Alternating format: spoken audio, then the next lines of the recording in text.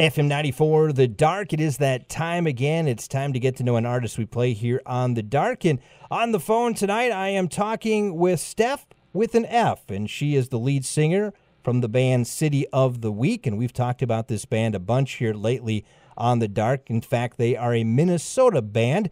And joining me right now is Stef. And Stef, first of all, thanks so much for joining me from the program tonight. How are you doing? I'm doing great. I just wanted to say thank you for, spinning our new single, and thanks for having me. We're going to talk a lot of things here, and we're going to talk about that single coming up here in just a moment, Censor This, which we are spinning here on The Dark. But let's get the history of the band and how this band all came about. How did it all come about, Stef? I mean, ever since I've been very young, I've always wanted to make music my career and my life. It's kind of the only thing I've ever known, so when I graduated high school, when I was a teenager, I packed up all my bags and I headed straight to Minneapolis because I'm from Glendive, Montana, and I never looked back. I just said, this is what I want to do, and I just started building around with the music that I liked at the time, and had members come and go, and now we have who we have, and we're slowly growing in popularity and going outside of Minnesota, and we've played almost every state in the U.S. many times, and it's just starting to take off, and it feels good. How scary was it for you, Stef, to just pack up and leave, or was it something you just said, hey, I'm out of here, I've had enough of this place where I live? I mean, a little bit of both. I was ready to get out. I'm definitely a city person, which is, coming from somebody, my town was a population 3,000, so I remember as a big city, we would go to Billings, Montana for day trips, and oh wow, vacation, big city in Billings, Montana, which is small town now for me. But I mean, it's always going to be scary when you take a risk and do something new because you never know what's going to happen. But I was more than ready to take that risk and more than ready to leave. And I mean, most people are, most kids are leaving home around 17 like I did, and, I had nothing to lose. I mean, I was 17 years old. I had nothing. I owned nothing. I was nothing. So at that point, it's I have nothing to lose. The worst that can happen is I fail, and become a normal citizen. I don't know. That's how I think of it. You mentioned you come to Minneapolis, and before we started the interview, you said you had possibility of other places to go. I guess, why did you choose to come to Minneapolis? Obviously LA was somewhere that I had always wanted to go, and it was actually in LA on the Hollywood Boulevard that I actually decided to do music full time. I was doing it at the time when I was in high school. I was really big in classical piano, and I did competitions around the country, and I played trombone in these big all-state Northwest jazz bands, all this.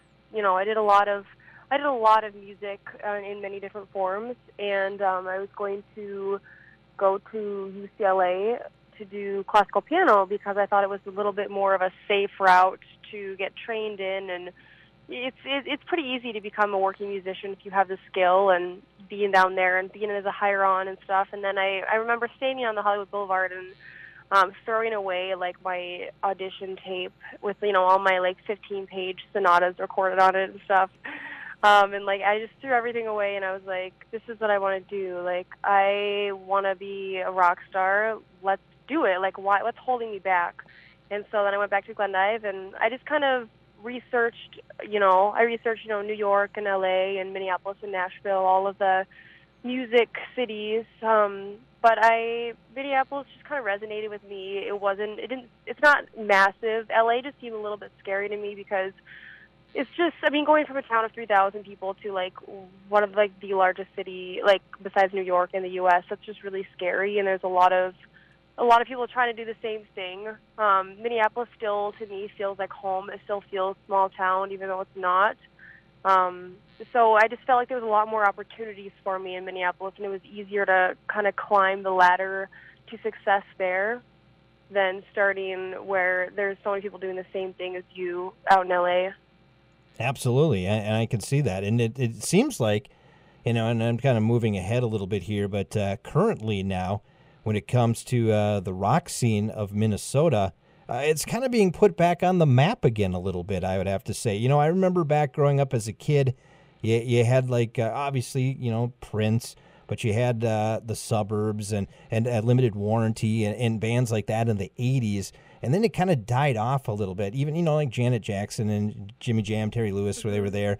But then we saw kind of in the 90s. I didn't see a lot so much, maybe in even the early 2000s. But now, in the last, say, 5, 6, 7 years, bands like yourself, bands like Three Pill Morning, bands like New Medicine, which is no longer together, but bands like that are starting to come out nationally. Why do you think that is? Why is that happening now? Honestly, I wish I had an answer for you, but I really don't. I mean, I'm not from Minneapolis, so like I said, I don't really know much about like the history before. I mean, I've only been there 5 years, so I mean, I've immersed myself in the culture as much as I can and learned as much. But I mean, I wasn't there in the 90s, so I don't really know. All I know is that recently, bands like all the bands you listed, Throw the Fight and Vaudeville as well, Right. the Apocalypse. Like, there's just so many coming up. Maybe it might have to do with like I know scenes come and go with like the promoters that are in town and the venues that are available. It could be hard for bands to grow in different cities and areas if promoters, don't do their job, or if venues are closing, because then there's no outlet for bands to play. Right. But I really don't. I don't really know why more bands are up and coming out of Minnesota. I'm glad they are. I'm glad it's a thing. Yeah. So hopefully it continues. You mentioned the venues. Let's talk about that for a minute because, that's a thing that's definitely has a huge impact on bands and kind of the style of bands that are going to be playing in certain areas. What is it like playing down in the Minneapolis-St. Paul area, the music that you do and the venues that you go to? For the most part, what I've seen, there are certain venues that are very supportive of that. Am I correct on that? Yeah, there's definitely certain venues that are really immersed in the rock scene and that really will host, a lot of the locals and the bigger locals and the smaller locals. And with Minneapolis, it's pretty revolving. I mean, as with any city. Like, I know Pob's recently closed, but then Right. Opinion Brewery was opened in its place. And I know Pickle Park closed, but then the park was open in its place. So, but I mean, I think both of those venues have been very detrimental in allowing kind of the radio rock to stay relevant and become relevant. And then, I mean, 93X has always been pretty, in Minneapolis has always been pretty supportive. I know we've done meet and greets at their booths at festivals. They've spun us before. We played 93X events at Myth, Right. which is, I mean, they're the reason we got into Myth. I mean, that's a huge venue. It's capped like, 5,000, 2,000. So 7th Street Entry has always been really great to us as well. So, yeah. We're talking with Stef with an F with the band City of the Week. And, of course, they're a Minneapolis band, a Minnesota band, and that's cool for us here in central Minnesota. And we were talking, there's a lot of other bands that are kind of up and coming. And you're mentioning, obviously, the venues down in Minneapolis and talking about some radio stations, too, down there. How is the country, let's say, embrace City of the Week? And when I say country, I mean rock radio stations around the United States. How have they embraced you guys so far? Well, it's been well. I mean, it's gone great. We've tried to get on radio in the past. Like, we've done when we've been touring, we've definitely reached out and had the venues reach out, and we've done radio interviews around the country and had them spin us for shows. And this is kind of the first, for this single was the first like national radio campaign that we did, where it was like, hey, this is getting plugged to all of these radio stations, like as a legit single. It's not just us showing up at the studio and being like, hey, will you play this? It's actually being legitimately pitched, which is really cool, and the response has been awesome so far. It just launched today, actually, the single, Yep. But radio stations have been on it, and they've been playing it beforehand, which is cool. That's fine with us, And even before the launch, there's been lots of radio stations that have been showing us love, and others that have been eager to get their hands on it. So I'm really excited to see the reports and see who else is going to pick it up, and it's been going great. So I'm really happy, and I'm excited, and I know the fans have been calling in everywhere, and we've been connecting with more and more DJs like yourself, which is awesome. I mean, we love doing press, and we love the people in press. They're kind of like our the people that we as a band have always connected with. We haven't really had like management. We haven't really had official a team really like working for us. Right. We've always been very hands-on with everybody that we've connected with, and we always find the press and the media and radio have always been very, very helpful and friendly and easy to connect with, and they're kind of like the bread and butter of the music industry. You know, you guys are the reason that we can get out and do our thing. So we're always very appreciative when, you know, people like yourself show us some love. Awesome. Well, we love the music that we've been hearing so far, and you mentioned Censor This is the new song. It's just being actually released nationwide to radio today. Talk about the song Censor This, and what is the meaning behind this song that you wrote? Censor This was kind of a new beginning for us. So we started writing the new record about a year ago, and we were, you know, every band as you're coming up, you want to learn, and we were very, very willing to learn and willing to listen to people in the industry to tell us, you know, how to improve, how to get better, how do we break out. And I think we just started listening a little too much, and our songs just weren't there anymore. We were kind of just tired, and our music just wasn't as good. We weren't feeling it as much, and it was really frustrating and really hard, and we were kind of struggling to write this record as a whole, and we kept scrapping every song, and one day we just kind of said no. We just said, you know, screw it. Why? We started this band to do what we want to do and say what we want to say and be original and not to be a copycat of this band or that band, and we did this for us, and let's be us. And nobody's going to tell us what to do, and nobody's going to tell us what to say, or nobody's going to tell us how to write a song, or how to look, or how to feel, or how I should do my hair, or how I should dress. You know, we just got over it, and so then we just kind of got rid of everybody that was working for us and with us, pretty much, and we just popped the song off a couple days later, and we're like, we're back. Like, this is City of the Week, and we're back, and this is why we started this band, and we do this for the people that love us, our fans and our friends, and for us, and for the kids in high school who hate their lives, for the adults that work 9-to-5 jobs that want to quit and need that little extra push. You know, this is why we do this, and it feels really, really good to get back to our roots and get back to making music, to make music and not to impress guys in suits anymore. You know, when you're doing that, it never comes out original, and it never comes out good, and that's just not for us.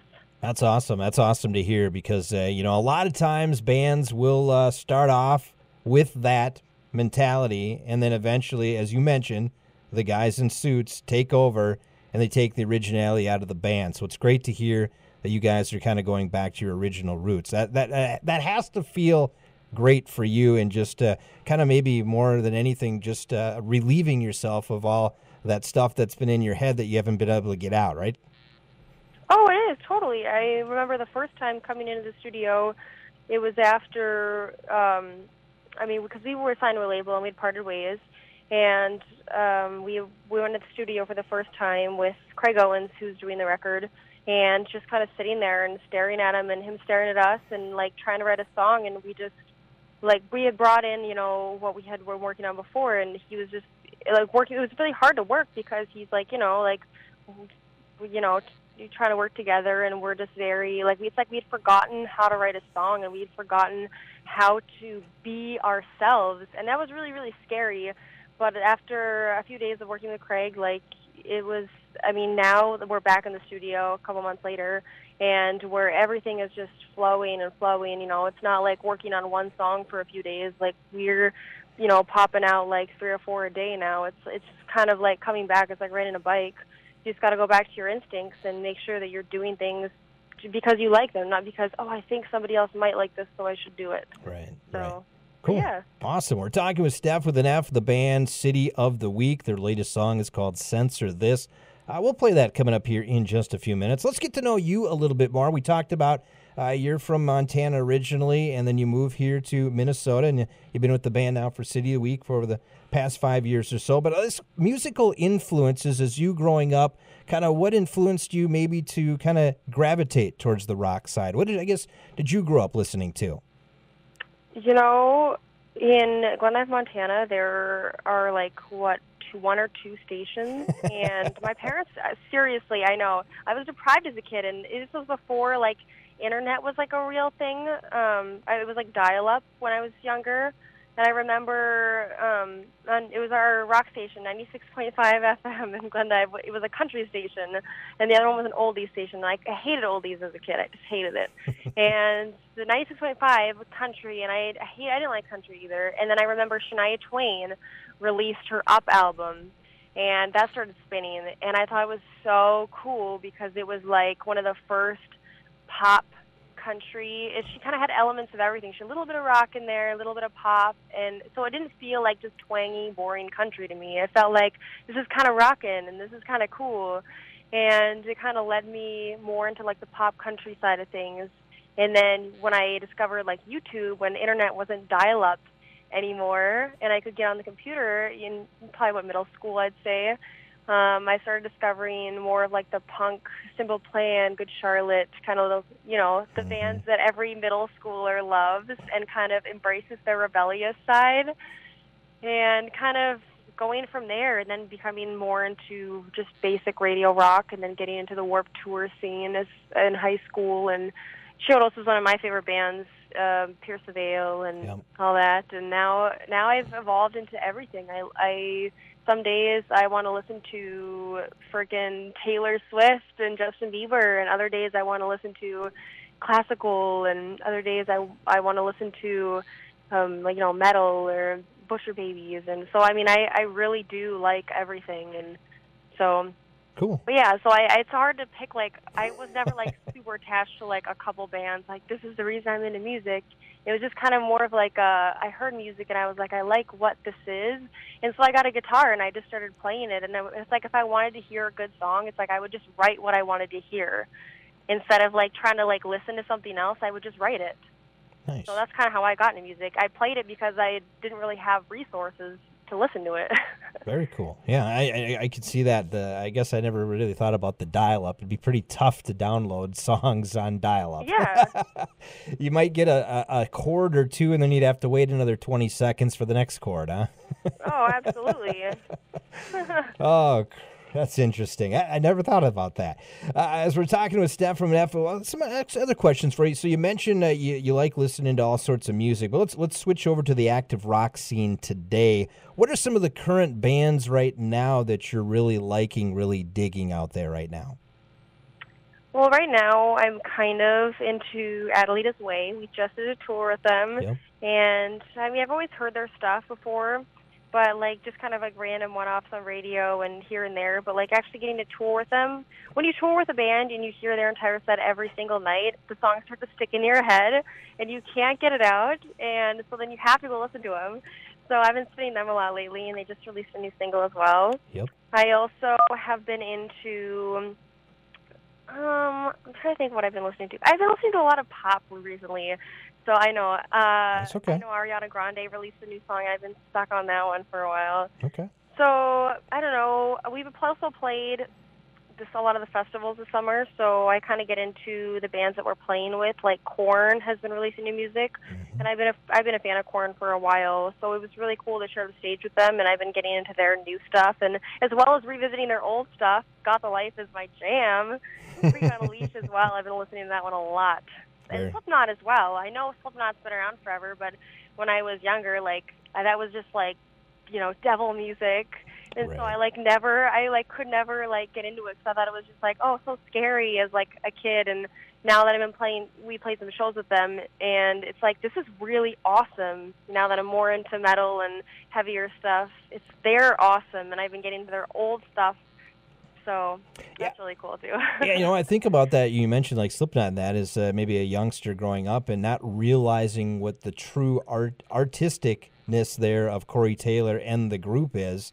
It's like with a lot of bands, you get scared by their front, but when you break it all down, you're going, that's genius. Oh, absolutely. That's literally exactly what I've been over the past year or so. I've said about Slipknot. I was like, that's genius. I was terrified as a kid. I just thought they were just like, I assumed they were demonic, and that's what my parents or my mom always said. Like some of that stuff was just it was scary to me as a kid. I'm from okay, I'm from Glendive, Montana. Like I just want to reiterate that to people. Like it's not like normal living in a city. Like your country, Montana. Like everything is rock music is a little intense. So.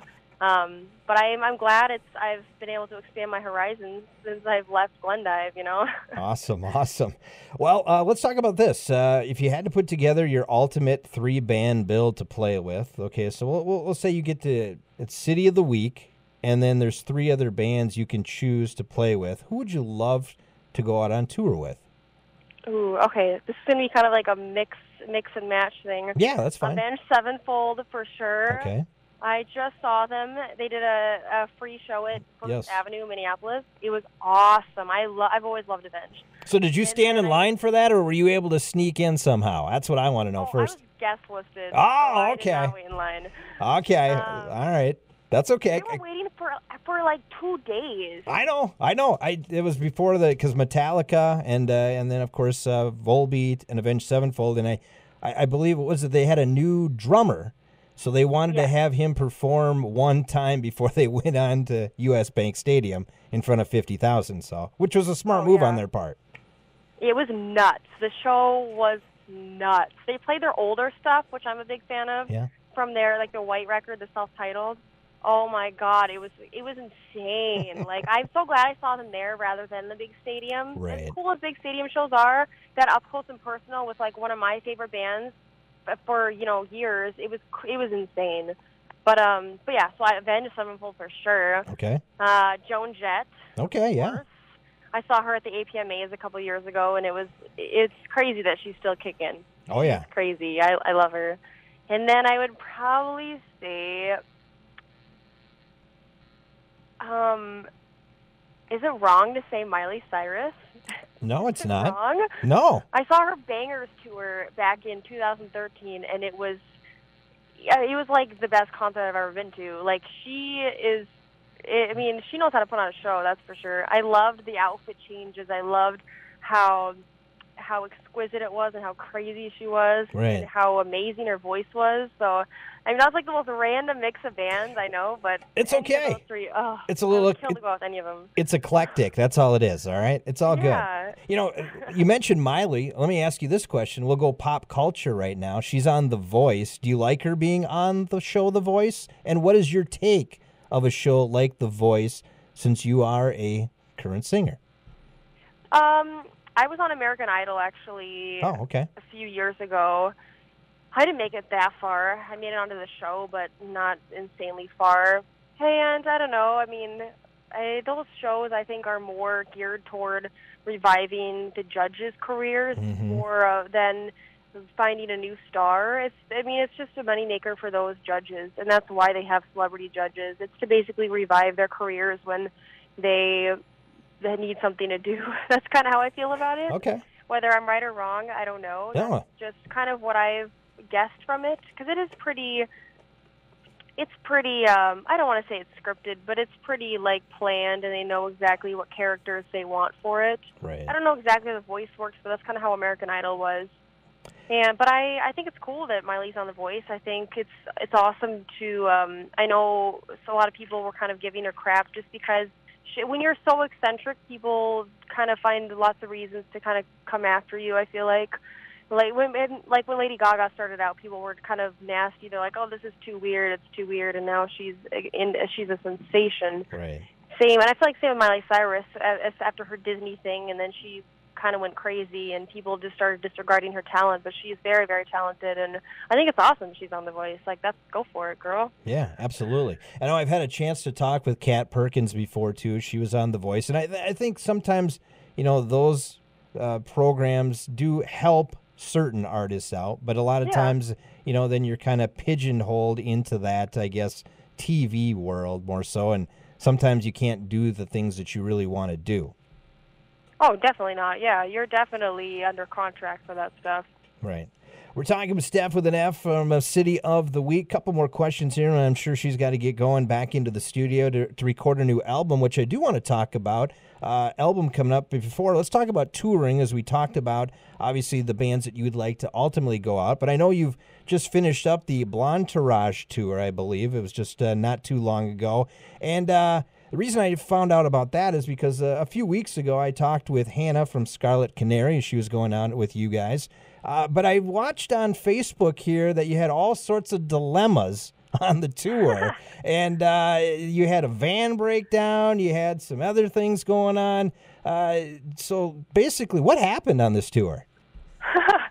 Well, a better question would be what didn't happen on this tour. So we did the Adelita's Way tour on the East Coast. Yeah. And then we had like a couple of really minor van issues, nothing that stopped us from shows, just replacing like the fuel line. And we had help from one of our close friends down there who's a mechanic who just helped us out when we were like, okay, we're all good. And then we began the 30-hour drive, yes, 30-hour drive to Helena, Montana on a time crunch. And I feel like our van was just like, no, stop.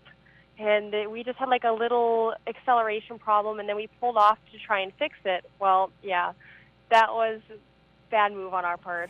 So as we're trying to fix it and clean out one of the hoses, it's a diesel Sprinter van. Like, okay, like people can't just repair that stuff. And we were so desperate to get back on the road. Cody was like, I'll just Google it, whatever. And it like ends up blowing coolant everywhere into our brand new engine, like everywhere.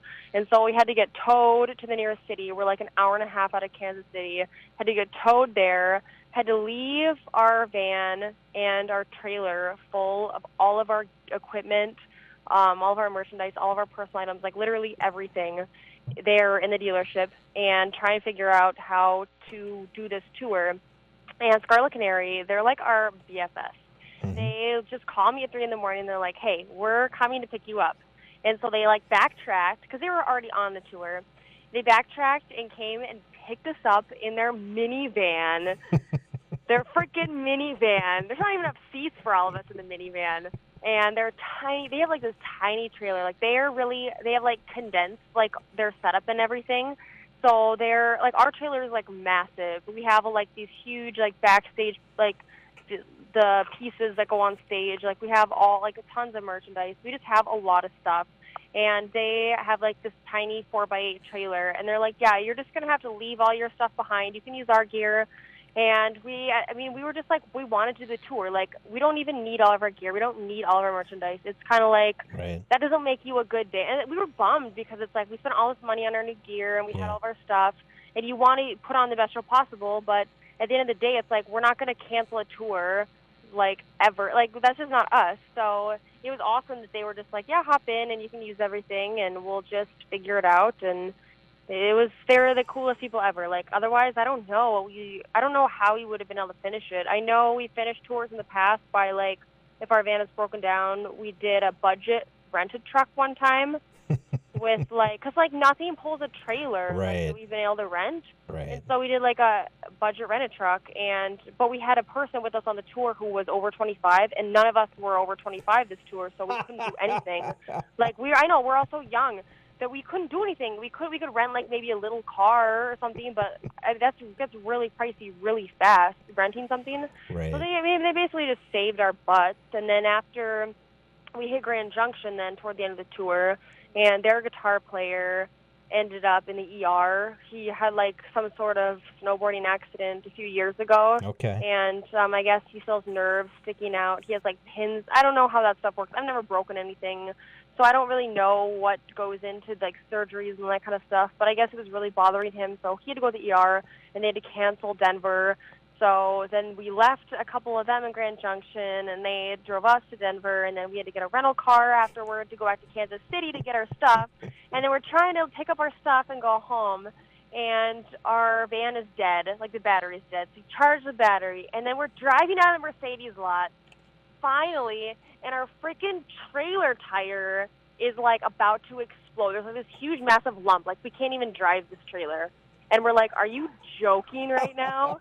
We are stuck. Like, we can never go home at this point. So we had to I had to stay the night, just like Hertz, rent a car an hour away. Like, we just like, I'm like, I don't even know where my band is. I don't know where anybody is.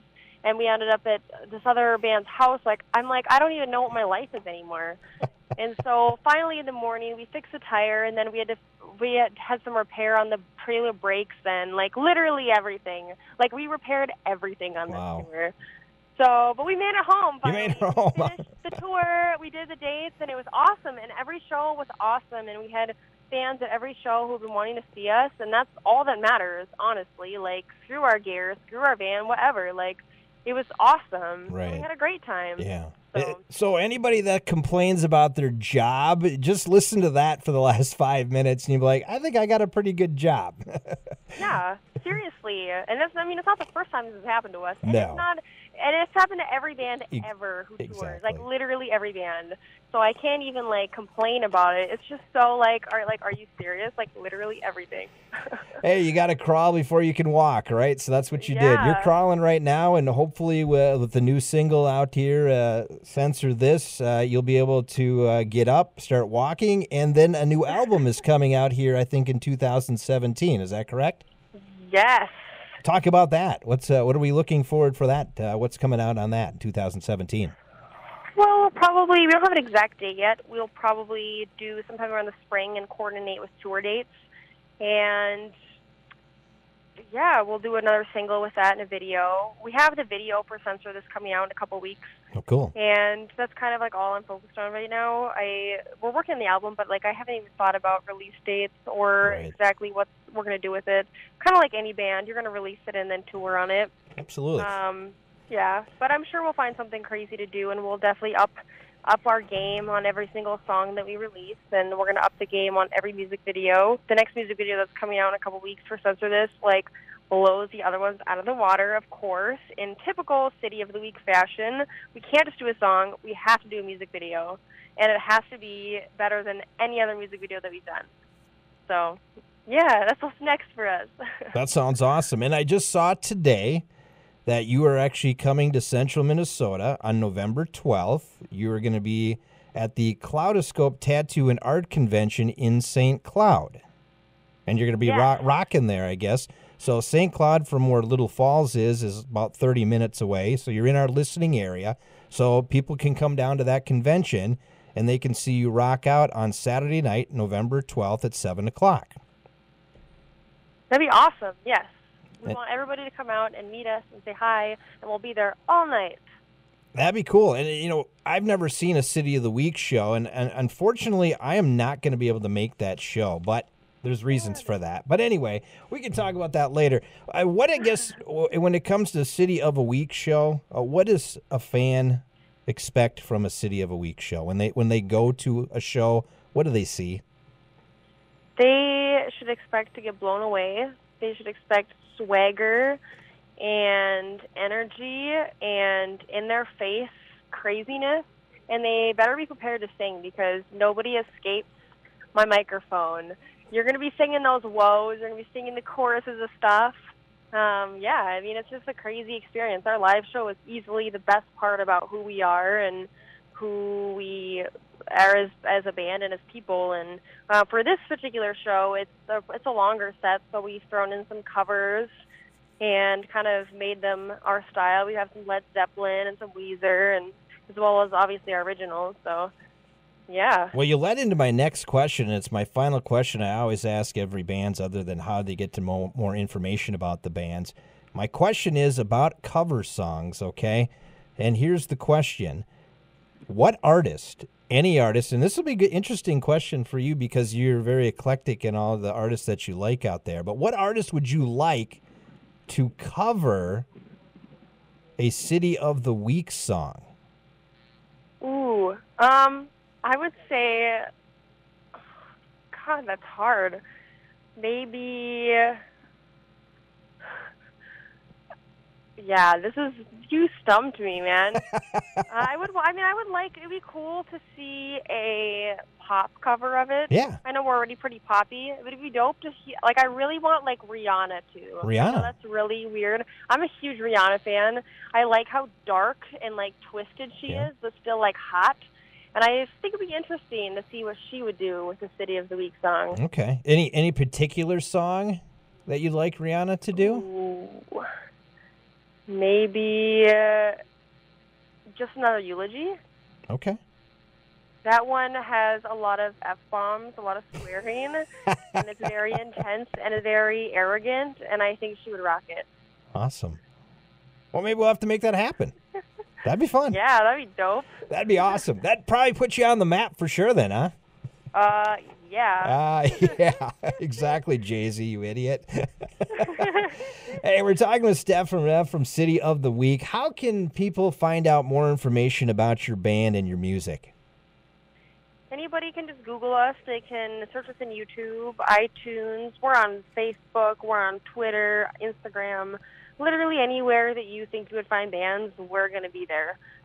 Awesome. A lot of fun talking to you and getting to know you and the band. And I'm looking forward to the up-and-coming album next year. And, of course, your latest song, Censor This. Really looking forward to see how it does nationwide. And it's spinning right now here on The Dark. And we appreciate you joining us tonight, Stef. Oh, well, thanks so much for the love and for having me. I love doing this, and you're awesome. Awesome. Thanks so much. Good luck to you. And once again, that is Stef with an F from the band City of the Week. Their latest song is called Censor This. You're hearing it right now. You're hearing it on The Dark on FM 94.